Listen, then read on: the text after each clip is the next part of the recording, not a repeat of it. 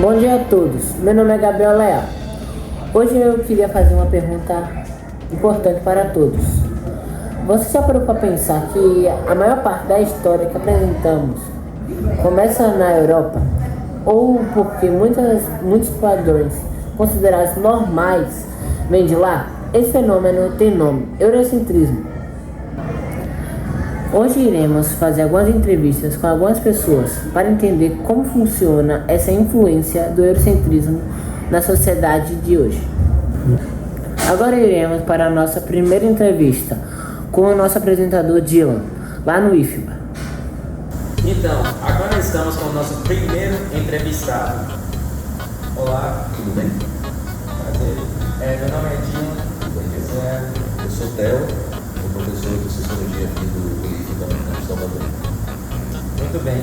Então, temos umas perguntas para você, professor Theo. A primeira pergunta: o que é o eurocentrismo e como ele se manifesta na cultura ocidental?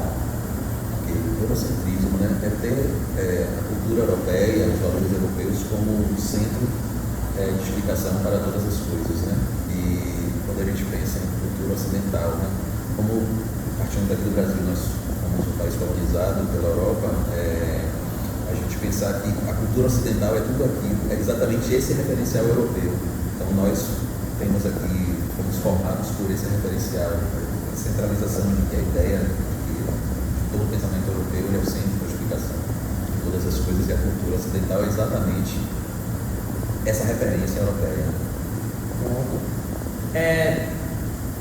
Agora, nossa segunda pergunta: quais são as consequências do eurocentrismo na educação e no currículo escolar? Então, como eu te falei, apesar de a gente ter sido uma colônia europeia, nós somos uma sociedade muito diversa, Os povos originários que formam a nossa cultura, os povos da África que foram fundamentais para formar a nossa sociedade. Apesar disso, dessa diversidade, nós temos um currículo escolar em que a base central de explicação para todas as coisas continua sendo o referencial europeu. Nossa historiografia, nossa filosofia, nossa sociologia toda baseada nos referenciais europeus. Com certeza. Pronto. Agora, para aprofundar um pouquinho mais, quais são as estratégias para combater o eurocentrismo e promover a diversidade cultural? Então, no Brasil a gente tem até leis que obrigam o ensino da cultura afro-indígena e da cultura e da história afro-indígena nas escolas, mas elas acabam não sendo cumpridas como deveria. Às vezes só disciplinas da rede humanas que abraçam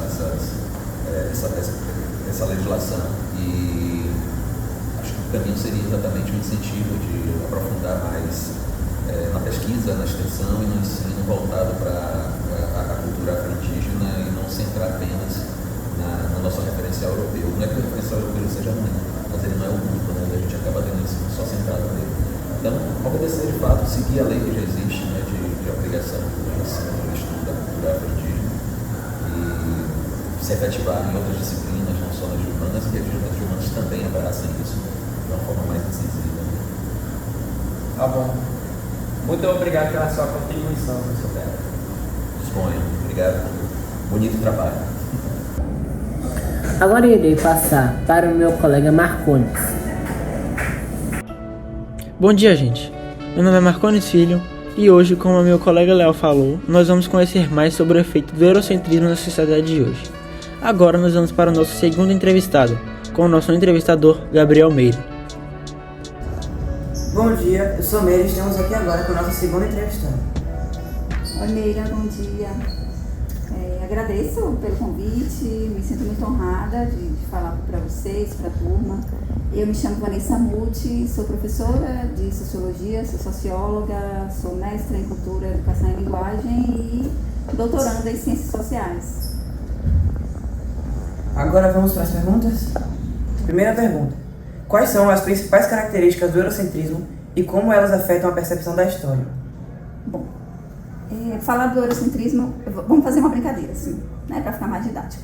Imagine que a gente usa uma lente para enxergar o mundo, Eu preciso de óculos para corrigir o mundo, senão eu não enxergo bem, Mas imagine que o eurocentrismo ele funciona como uma lente, que transforma todas as produções, a forma cultural, a história antiga de um determinado lugar como se fosse algo universal, né? Universaliza. Então, assim, como se a gente usasse essa lente. Então, quando a gente pensa na perspectiva cultural, na perspectiva da culinária, na perspectiva da ciência mesmo, a gente vai sempre usar essa lente como se só isso, como se os valores, as formas de percepção de mundo eurocêntricas dissessem respeito a todo mundo, a todas as culturas, a todos os lugares. Então isso é um perigo. Você ter uma única forma de visão, um único foco, né? Um único ponto de vista. O ponto de vista único é um perigo, né? Porque a gente sabe que nós somos diversos. Na perspectiva étnica, né? Perspectiva das histórias. Então, o eurocentrismo nesse aspecto é um grande perigo, porque ele é uma visão única. Qual a segunda parte da pergunta? Segunda pergunta. A segunda parte da pergunta também. E Como isso impacta, né? Como eles afetam a percepção da história. Bom, e aí o que é... bom, nós estamos falando aqui de um país, né? O Brasil, um país que há um processo de colonização na história, se a gente for verificar. A maioria dos povos se envolveram em processos de colonização, né? Como colonizados ou como colonizadores.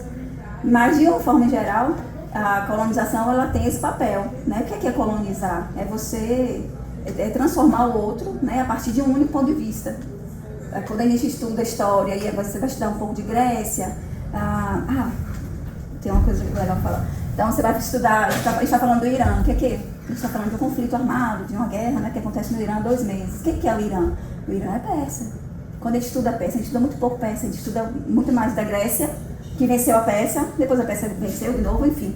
Mas observe o que a colonização faz, o olhar colonizador. Ele transforma algo em central, mais importante, uma história mais importante. Então, quando a gente pensa em eurocentrismo, a gente vai pensar nas histórias grego-romanas, como super legais, como eruditas. E aí a gente esquece o ponto de vista de outras histórias, né? As histórias de outros países, como a Pérsia, por exemplo, países do continente africano, ou da própria América, da América Latina, ficam secundarizadas, como se fossem menos importantes, sabe? Como se não fossem tão eruditas ou tão feitos tão importantes. Então, assim, é um perigo nesse sentido. E como o eurocentrismo afeta a representação de culturas não europeias nos meios de comunicação? Essa pergunta é bem importante. Uma pergunta importante e boa de responder, porque a gente vai partir do que é produzido, do que está no cotidiano. Observa que filmes, séries, noticiários, né, quando falam sobre África, né, sobre o continente africano, geralmente está sempre relacionando a questões de guerra, pobreza material, fome, né? Já observou isso? Observe quando fala de América Latina, está sempre falando de povos que são festeiros ou então tem envolvimento com tráfico, narcotráfico, ou mesmo como fala de povos do Oriente Médio, né, daqueles países ali que o Oriente Médio faz parte, né, enfim. Quando fala desses povos, ele vai falar que faz parte da Europa, porque faz parte da Europa, gente, sabia disso? Mas quando fala desses povos de Oriente Médio, observe, está sempre falando em terrorismo, entende? Sim. Então, o que é essa produção cultural? Raramente a gente vai ver falando desses povos em noticiários, ou mesmo em séries, falando de um cientista, de uma produção científica, de uma produção acadêmica, ou de uma descoberta, entende? Ou de uma filosofia desses lugares. Então, é como se criasse um estereótipo desses povos, né, a partir da cultura, do que é produzido por esses povos. Vou dar mais um exemplo. Por exemplo, do ponto de vista feminista, desse ponto de vista eurocêntrico, né, nesses filmes ou noticiários, as mulheres asiáticas ou mulheres negras são sempre vistas como empregadas, ou como selvagens, entende? Ou como objeto sexual, muitas vezes. Então, assim, isso é uma característica do eurocentrismo. Quais são as principais críticas ao eurocentrismo e como elas podem ser abordadas? Bom, a principal crítica é que ela não é verdadeira. Não existe uma forma normal de ser. Né? O mundo é diverso. Ter uma visão diferente, a gente precisa estudar as outras formas culturais, né? Estudar a história de África, a história dos povos incas, astecas, dos povos maias. A gente precisa dar voz a historiadores negros, né? A perspectivas de comunidades nativas, perspectivas feministas. Né? Isso precisa vir à tona para a gente perceber essa diversidade, né? Essas possibilidades todas, né? Que existem no mundo, né? Por hoje é só, pessoal. Espero que vocês tenham entendido como o eurocentrismo influencia a sociedade de hoje. E agradecer a Vanessa Muti e a Tel por terem sido entrevistados e disponibilizado seu tempo. E até o próximo episódio.